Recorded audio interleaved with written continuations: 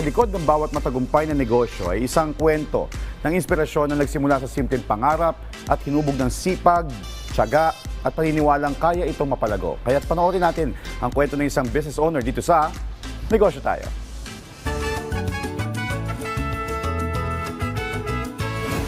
Hi, Sir Philip. Hello. How are you? Hi everyone.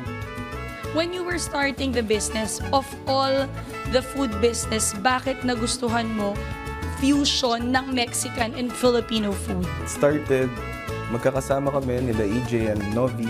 together with your partners? Yes, together Okay. with my partners. May favorite kaming Mexican restaurant na pinupuntahan and nakita rin namin doon na yung concept ng family. Tuwing Sunday, nakikita namin sila, nag-gather sila doon at maliban sa masarap yung food, Ano ba yung pinaka-concept ng restaurant? started 2014, nung uso pa yung Narcos na series. So, nakasulat na siya sa notebook and then, nung 2021, nagkataon, nandito kami lahat and tinuloy namin siya. So, yun, R&D kami for a while and then, inopen na namin. I noticed, no, naka kayo sa isang compound. So, paano nyo ginagawa yung promotion nyo if medyo tago yung restaurant natin? Kasama sa mga ginagawa namin is nakikipag-collaborate kami sa mga kapitbahay namin. So, nag-start rin kami recently na yung kasi may mga other foods rin sa mga kapitbahay namin. And yung mga meats na meron sila, in-incorporate namin sa tacos namin, sa burritos. So, para at least ma-involve rin yung community dito. But what I like about with your business is you keep on innovating. They innovated, they expanded through events. Para kayo may mga booth or cart for rent, and then they will cook the dish there on the spot during your birthdays or events.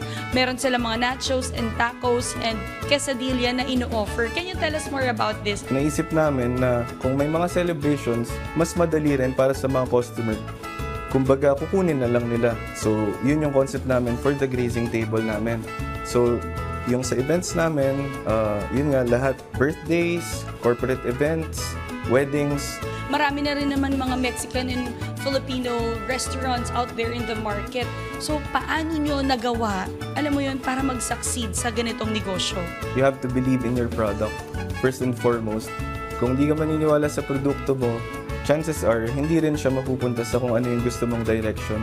Maliban sa naniniwala kami sa produkto namin, ay ginagawa namin to ng may pagmamahal, syempre. Sir Philip, bakit importante yung magnegosyo ang bawat mamamayang Pilipino? O bakit ikaw, importante sa'yo ang magnegosyo? Since eto, pagkain, hilig ko rin. So kung kayo, meron kayong hilig, not necessarily kung pagkain, at pwede siyang pagkakitaan, bakit hindi natin gawin, subukan, at araw-arawin? Hindi mo kailangang maging malakas araw-araw. Minsan kailangan mo lang huwag sumuko. Yan po ang aral na ibinahagi sa atin ng business owner na si Mr. Philip Santos. Panibagong business story at business tips na naman ay ibabahagi namin sa iyo sa susunod nating pagkikita mga kanegosyo. Kaya naman tara, negosyo tayo!